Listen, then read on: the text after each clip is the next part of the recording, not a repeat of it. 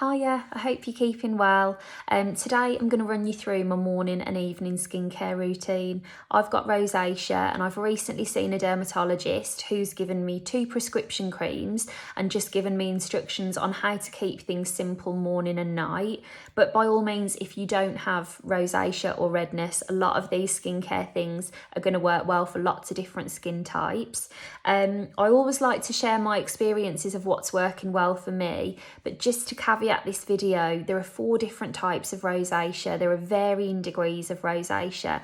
For the best results, the best thing I would recommend that you do is visit your doctor. You can go to a GP or a dermatologist, but I'm not a doctor. I'm not qualified in any way to give you advice or a prescription or anything like that, and the doctor is really happy to see you for your skin. Is something that I always like to emphasize as well. So if this is something that you want a bit of further help with, please feel empowered to go and get that support, because I've seen from using a couple of prescriptions they can really make a difference quite quickly.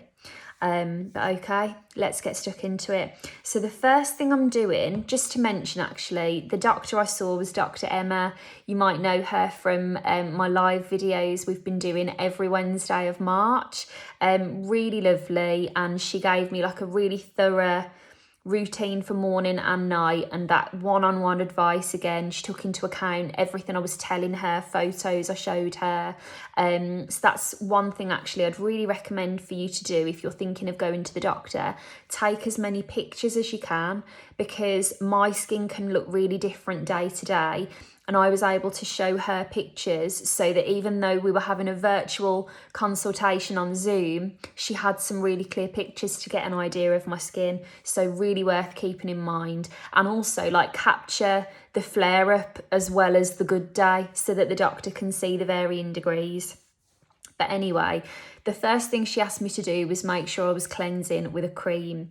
Now, I've just finished this Aven, the Anti-Rouges Clean cleanser, lovely, and I made the switch to this Aven cleanser literally just over the weekend. That's one of the nicest cleansers I've ever used. It's ever so slightly richer. It's for face and eyes. It did get all my eye makeup off, which, you know me, half the time I've got absolutely loads of makeup on. I was really surprised at how well it melted everything down. Usually with cleansing, whenever you're using a cream, it is going to take that bit longer. Just to manage your expectations, it's not as quick and easy as an oil or a cleansing balm, but that is such a sumptuous, hydrating, comfortable cleanse, and it got everything off, so I'm really delighted with that one. By all means, that's actually something else I meant to say. By all means, there are so many different things I recommend. There's a full rosacea playlist with loads of suggestions, but I wanted to keep this simple and just show you what I am actually using at the moment. Speaking of cleansing, now sometimes, let's just say if I've got a QVC day with IT Cosmetics, I've got to take my makeup on and off several times. I use the La Roche-Posay micellar water just to show you I've not long run out of one, and I got this one again. Everything was on 25% off at Boots when I got this. It's so lovely, this cleansing water. If you did like the idea of a micellar water to take your makeup off before you cleanse, this feels like you're putting water on. It doesn't have a smell, it doesn't feel like anything, and yet somehow it gets all your makeup off. I can take my makeup on and off as many times as I need to that day, and this will not irritate the redness. Can't recommend it enough. So that is kind of cleansing. Just quickly, I'm not brand specific with an eye makeup remover, but if I do want to use a separate eye makeup remover, I always use like an oil by phase one and just keep it to the eye area. That Nivea one was available when I did a Tesco online shop, so that's what I'm using. But as I say, I'm not very brand loyal to those. I think there's lots of great eye makeup removers. Special mention to Face Halo. Now, I wanted to mention this. Ideally, any dermatologist will tell you try not to use cloths or anything abrasive, but I just like really gently, once I've gone in and removed everything, I like to use this to just gently scoop it off. The Face Halo is also brilliant if you don't have rosacea and you're just looking for a great kind of cleansing thing, you can use this with just water and it will get all your makeup off, and then like throw it in the wash it as many times as you want. I wash it after every use. One thing I will say, so 3 of these, I think it's about £18 from Cult Beauty, and I've experimented with cheaper ones and they just don't last, whereas that can be flung and flung and flung in the wash and it won't kind of separate in any way, so I do love those. Okay, we're thoroughly cleansed. Then in the morning I've been using Soolantra. Again, can't emphasize enough, prescription wise, anything like that, it's best for you to speak to your doctor one-on-one, but for me that seems to be quite nice. I used to use a different one called Rosacea that felt quite rich under my makeup, whereas this one does absorb really well and it doesn't feel heavy. And then in the morning, I'm following up with the La Roche-Posay Toleriane Sensitive Cream. That's kind of my moisturiser. And then I'm going in with the Zellen's Daily Defense SPF. Whichever SPF you use, SPF is the single most important thing you can be using. I wrote a piece for British Vogue this month about rosacea and I interviewed 5 different skin experts from the UK, like the leading people you can speak to in skin, and every one of them told me how important SPF is for people with rosacea and that UV damage is the single biggest trigger for setting it off, so that's something to bear in mind.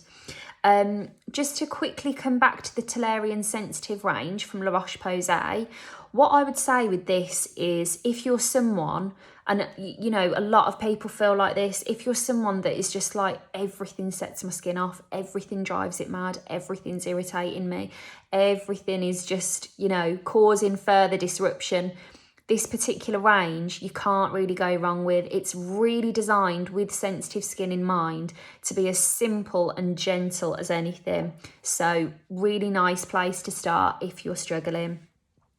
That's my morning kind of taken care of. Now in the evening, I tend to shower in the evening. So what I'm doing, I get out of the shower. Really good tip actually I should mention about showering. If you find that your rosacea is particularly bad, Dr. Justine Hextall, one of the ladies I interviewed for the Vogue piece, she said, put your moisturiser on before you get in the shower. That will prevent any further moisture loss. If you think of that hot temperature, the steam from the shower, it's the perfect environment for your skin to flare up and to lose that moisture. She said just like prevention's better than cure. Get your moisturiser on before you go in. It's that lovely protective layer. I think that's a really good tip. Anyway, you've showered, you're out the shower, skin is still a bit damp to the touch. At this point, I'm going in with my La Roche-Posay Toleriane 8 Mist all over, face, neck, everything, while it's still damp to the touch. And then I'm going in with the SkinCeuticals HA Intensifier. This is a hyaluronic acid. It also encourages your skin to make more of its own hyaluronic acid. I'm not going to lie to you, it's really expensive. I feel like it does a great job, but it's not the cheapest thing I've ever used. One of the great alternatives I would say that I'm going to use once I've used this up, Cerave have just come out with a hyaluronic acid and it's in a kind of creamy consistency. The thing with hyaluronic acid is you need to use it on the likes of a damp face to lock in the moisture, because it's designed to, well, what it does is it retains up to 1,000 times its own weight in water, so it will retain moisture, but there has to be moisture there for it to retain it. Does that make sense? Whereas the CeraVe hyaluronic acid is a slightly creamier consistency, whereas if I just show you this one, hyaluronic acids tend to be quite gloopy, for lack of a better word. The CeraVe's a cream and they've already put in kind of your equivalent moisturisers as if you were to follow up with a moisturiser and lock that moisture in. So a really, really good one to look at. But I'm going to use this up in full before I make the switch. A couple of times a week, I'm using Finacea in the evenings. I have used this before and I'm really glad I'm back on it. As I said, there are 4 different types of rosacea and one of them causes kind of bumps and raised texture in the skin. This gets on really well with my texture and helps to smooth it out. Say like today, I'm very red under my makeup today, but because it's helped to reduce the texture, I've just put a full coverage on and you can't really tell that much. So really recommend asking your doctor about that if you've got bumps to the skin. Again, cannot emphasize enough, I'm not a doctor, I can't tell you what's going to work, but I would recommend looking into that one if that's something that you're struggling with. A few times a week, this is probably one of the most asked skin questions I get. A few times a week, I mix the James Read Click and Glow drops into the Tolerian. This is a tanner. Lots of tans can flare people up. Everyone's different, but personally, this doesn't flare me up and I really, really love it. It lasts a long time as well. I use this really often and I think I've only gone through like 3 or 4 of them in the last year, maybe a bit more than a year. So love those. As well, they mix really well with this. What it is like when you're mixing it is it's kind of like, you know, when you're making a cake and you get to the stage where the egg is mixing with the butter, it takes a little while to mix properly, but then it will do a lovely job. And if I'm doing my tan, I don't do the Finacea that night, because this is kind of, I mean, I don't know technically what it's doing, but it feels like it's kind of renewing the top surface cells. So then why would I be putting my tan on that I want to take if I'm also putting something on that's going to like shed the top layer of whatever? I could have got that completely wrong, but I'm just talking you through as I'm doing it. This is what I get up to. Just to touch on, I know it's not a skincare routine and there are loads of different makeup recommendations to go back and have a look through, but day in, day out, I always use the It Cosmetics CC cream. As you know, I'm the UK and Ireland brand ambassador for It Cosmetics. This is my 4th year with them now. But the reason for that is I genuinely love this. I use it every single day. What I would say is, I know it's, you know, an investment, but if you have redness, I can't recommend this enough because it feels really comfortable. It gives you the coverage that you need. It doesn't feel heavy and it just works really well. I think for a lot of people, this is the thing that they find and think, finally, I know that even if my skin gets hot through the day or hot to the touch, or I'm having a nice glass of wine with my dinner, you can just know that it's not going to show through when you've got something like that on. For the benefit of anybody that maybe doesn't wear makeup and wants a solution, the Dr. Jart Psychopair is a green colour correcting cream. There's skincare properties in here as well, so it's kind of like a soothing treatment. It's not a makeup item, and really crucially, if I show you, it is bright green. Green is going to colour correct red, so if you put it on top of red, they'll neutralise each other. But if you put that green on anything that isn't red, it's going to look green. So don't take it all over the face. Just use it localised to those areas and hopefully you'll see a great difference.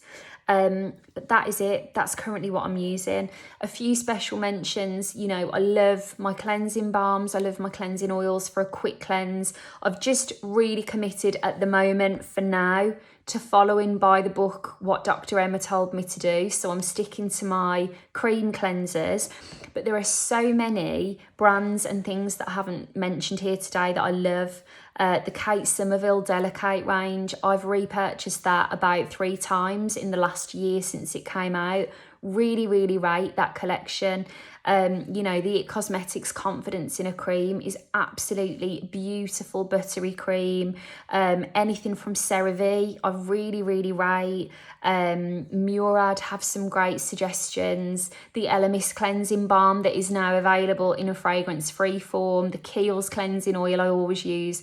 There are lots of different things that I haven't mentioned today that I'd really recommend.